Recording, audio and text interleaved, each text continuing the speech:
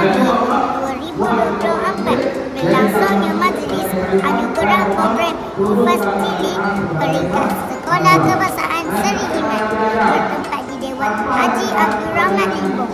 Majlis ini dirasmikan oleh Ustaz Muhammad Anwar bin Dewan Abdul Rahman, penolong PPD Kemamat, Ketua Unit Pendidikan Islam, Sektor Pembelajaran PPD Kemamat.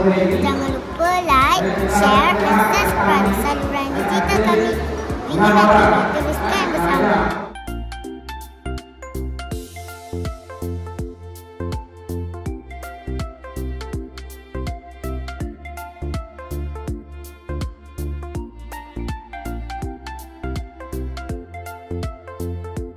Assalamualaikum, saya Raisha, wartawan B Iman TV PSS Azahra.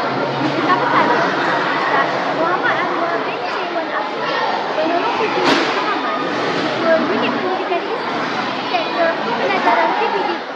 Alhamdulillah, program ini merupakan satu inovasi dan juga satu program intervensi untuk meningkatkan pencapaian JKOF di SKC Iman ini. Terutamanya dari segi pencapaian bacaan Al-Quran. Umum mengetahui sekarang ini dari segi peratusan pencapaian Al-Quran di daerah Kemaman ini, amnya dan khususnya di daerah Terengganu ini, negeri Terengganu, semakin menurun, tren semakin menurun.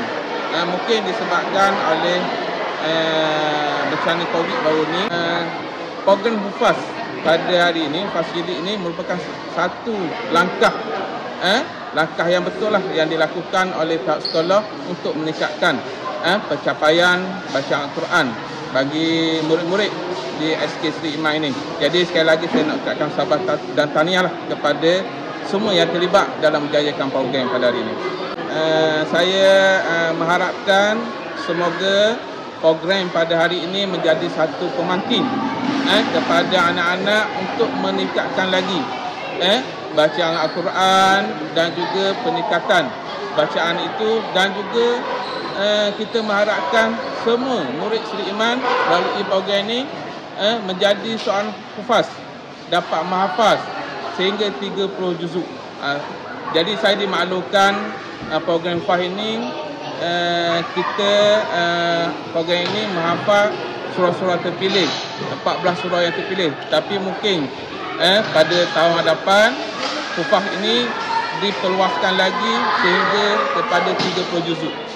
Jadi saya mengharapkan murid-murid SK Seri Iman ini dapat menghafaz Al-Quran ini sehingga 30 juzuk. Ini harapan kita, ini hasrat kita daripada DPN dan juga PPD untuk melahirkan murid-murid yang khatam Al-Quran dan juga menghafal Al-Quran. Jadi selamat maju jaya kepada semua murid-murid Seri Iman, dan juga terima kasih banyak-banyak kepada guru-guru yang betul-betul lumus dalam menyediakan pelajar-pelajar untuk menghafal Al-Quran. Terima kasih Ustaz kerana sudi meluangkan masa bersama kami. Okey, terima kasih juga kepada pencara pada hari ini.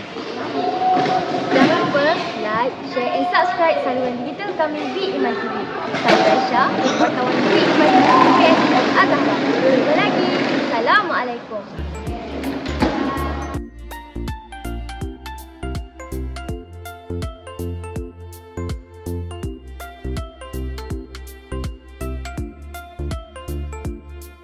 Alhamdulillah, berakhir sudah majlis anugerah program Hufaz Cilik peringkat Sekolah Kebangsaan Seri Iman. Tahniah kepada semua pelajar yang terlibat. Semoga sentiasa dalam rahmah Allah dan menjadi anak yang soleh dan solehah, berjaya di dunia dan akhirat. Jangan lupa like, share and subscribe saluran digital kami B Iman TV. Saya Hanania, wartawan B Iman TV PSS Azahra. Assalamualaikum.